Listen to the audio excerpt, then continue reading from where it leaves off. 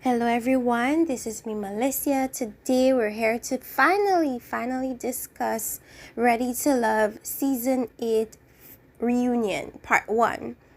And people were saying that it was a very boring reunion, and yes, I could see that. I felt like some parts of the reunion they stretched out way too much, and some parts they didn't elaborate on enough, and some parts they didn't get to the conclusion that they wanted to get for TV. Let's get into like everything that occurred, or everything that I could say I could remember from watching the show. So I feel like everybody was anticipating this bashing of Janelle and Jessica. Like they couldn't wait. I think that's gonna be happening in part 2. However, in part 1, what we saw was a couple of people making themselves look like an ass, including Unique.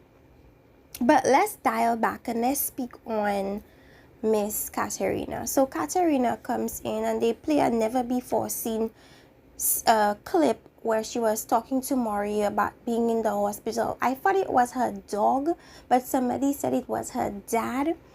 And she was tearing up and crying and all of that. And basically she, had a very vulnerable moment with Mori, and the fact that Mori was there for her, I think she appreciated him, and maybe that added to her liking of him. So she speaks on how she felt on coming in late. She mentioned she didn't like it because it kind of put her at a disadvantage because other people had already formed their connections, and she felt like she was, struggling to get in where she fit in. So there's that. Anything else? She mentions Quinton. She mentions the fact that Quinton didn't give her any chance, and Quinton then agrees with her and says, no, I did not, because if I did, I wouldn't have been able to put my attention into Janelle. The way this man thinks is so weird to me. In these shows, in this particular show, we've seen multiple episodes where people have been juggling multiple connections at one time. But for some reason, it's like he could have only been in one. And that's weird because the nature of this show is for you to have multiple. So why would you narrow or constrict yourself to just Janelle when it was pretty early on in the season? I mean, that kind of irritated me about Quinton. Didn't give Katerina any chance. I feel like his excuse was BS because people have been able to juggle connections. Why can't you? Why is it that you only need to, or you feel like you can only focus on one person and give them 100%, when really and truly you should at least be giving 50-50 to both of the connections that you claim to have? Because you claim to have Janelle and Lee, but he didn't give Lee anything, and that was supposed to be his second runner-up. But he would definitely not have time for Katerina. So Katerina is like, yeah, I felt this way about him. He was closed off. Mori was nice and everything was good, but whatever. So essentially, it was that she came to the conclusion that if she did come earlier, she would have been able to get those men. I don't know if that's true, because I feel like a man is gonna find what he finds attractive despite when you come into the process. The time you come in shouldn't matter, because, for example, I could have met people from the age of 1. Does that mean that my connection with the person I've met from the age of 1 would be better than a connection I found when I'm 30 years old? Not really. I think you find what you find when you find it, and you know that that is mine. It doesn't have to be a thing of, oh, I need to come in first or whatever. So when she said that, I was like, absolutely not. That's really not the case. But okay, whatever you need to say to feel better. Lots of rolling eyes from Janelle. I don't know what happened off the show, that caused it. It was probably the getaway. That probably what caused the animosity. But yeah, that segment was done. Let's move on. Let's talk about um her BB. Wait, Red and Unique.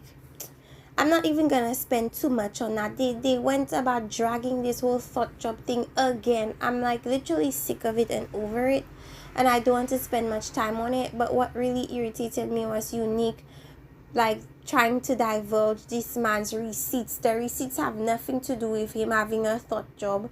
The receipts have nothing to do with nothing. The receipts are completely unrelated and discussing his children, which to me has nothing to do with anything.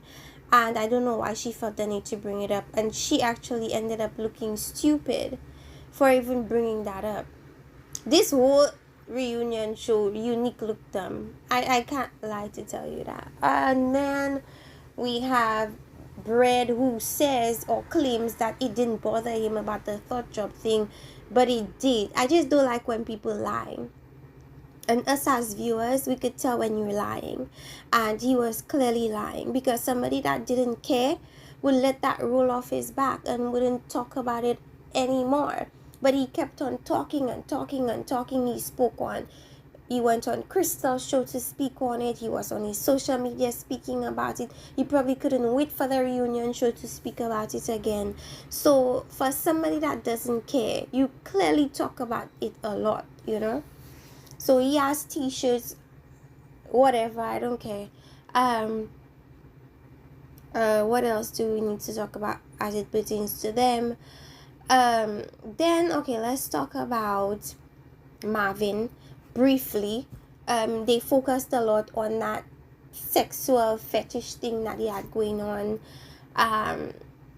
And he said, yes, I feel the need to bring that up front, just in case somebody is not into it. We could like cut that off immediately, as opposed to like liking each other and then I drop this bomb on them and then they're like, what the hell is happening right now, and it becomes a whole big thing. So I appreciate him for that. Of course, people like Lee were not interested in none of that. She was like, I'm glad he was honest, but that's not my thing. That wasn't any of the women's thing. I think the only woman that was interested in it was Unique, and she spoke on going to one of his shows and experiencing the wax therapy and liking it and wanting more with Marvin. But I don't think Marvin wanted more with Unique, so that's why it didn't amount to anything. And Reddy's in the back talking about he didn't choose you. Like, shut the hell up. The man is so salty. But anyways, he's starting to come across extremely childish right now. So that happened.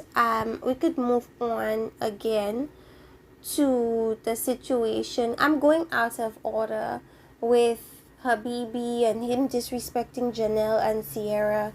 He told Sierra, and Sierra keeps saying that Habibi said F you to her mom, when the clips keep showing that he said your mom ain't shit. So your mom ain't shit and F your mom, that's a completely different thing. I mean, both of them can be considered disrespectful, but I think your mom ain't shit was said more so in a joking way. And I understand not everybody's humor resonates with certain people. And so she kept saying the FU thing, but he didn't say that. He said, despite that, disrespect is disrespect. So an apology was needed for Sierra. When it came to Janelle, I don't think Habibi apologized. In fact, he said he doesn't think he said that. And Janelle was like, but you did. And I don't know what happened, but Kira decided to, I guess, speak up on behalf of Habibi, and she was like, well, he did apologize. And I'm like, girl, if you don't just shut your mouth. Like, the thing I don't like about these women is I feel like they use the men as like passive aggressive tools against the women. So Kira not liking Janelle, she used Habibi, or she used her standing up for her baby as an attack to Janelle. And that's not a good look, sis. I don't know like who told you that that was a good move for you to make, but it was not. It was better for you to just shut up and mind your business, right? There was no need for you to talk at that moment, period. So either way it goes, Janelle is like so irritated by her baby because he keeps talking about all types of other stuff. Like when he was addressing the Sierra thing, he goes and says, "Oh, because some parents put themselves above their children." Like, what that have to do with crawfish? Like, I'm so confused. But either way, Janelle gets irritated, storms off. Herbert comes to console her, and then her BB comes to apologize, and she's like, "I don't want this guy next to me." And instead, production like tries to keep the guy away. I think they felt like it was better TV to just allow her BB to like invade this woman's personal space. Do I think that's cool? Absolutely not. She spoke about that in her live she did many weeks ago and said that she didn't feel protected by production. But anyways, Herbert was there to console her and everything, and everybody was like, why Quentin wasn't consoling her? So I think based on that, we figured that things didn't really go that well with Janelle and Quentin. I am eager to know what fell apart. I hope they elaborate on it, because too many times on reunion shows, when the viewers want explanations, we never get the full truth. Like, it's like they talk around generalities. They never say specifically what the issue was. I'm interested to know what that was next episode. We forgot to speak on the situation with Mori and Jessica. I'm not gonna spend long on this. It's very clear to everyone of the viewing audience that these two are lying and faking. There is nowhere in hell that Jessica is interested in Mori. It's missing an attraction that she just doesn't have for Mori. But it does appear that Mori still likes her and is willing to still eat the crumbs at her feet, I guess, until she changes her mind. I guess that's what you call wishful thinking, Mori. But it was sad to watch. And I don't know who Jessica and Mori were fooling. But in my opinion, I really feel like Mori wasn't trying to fool anybody. I feel like he likes Jessica. I feel like Jessica was attempting to fool us.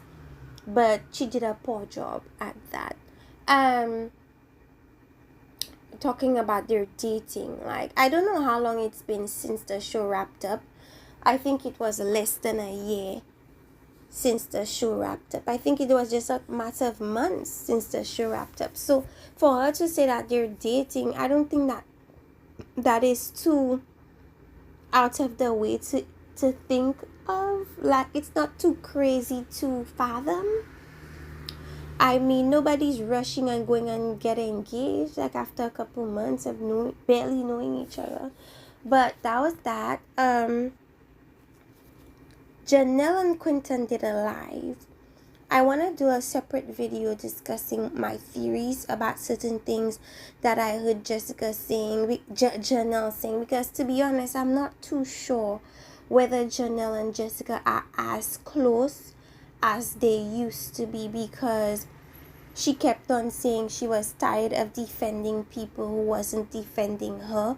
So I'm interested to know if she was referring to Jessica, because Jessica never particularly spoke up for Janelle. She's not ever gonna bash Janelle, but she's never been one to speak up on her behalf the way Janelle does for her. But that's the thing, you cannot really measure somebody's care for you by the way you show care. That's you. That's how you show care. That's not how Jessica shows care. So there's that. The people in the back were throwing shade, like, for a man to think you're like his mom, there's probably zero attraction there. Like, that chemistry is nowhere to be found. But either way it goes, that was my review of the reunion part 1. Let me know what you guys thought of it. I don't have much to say about what happened. It was very uneventful and I cannot wait for part 2. See you guys next time. Like, subscribe. Bye bye.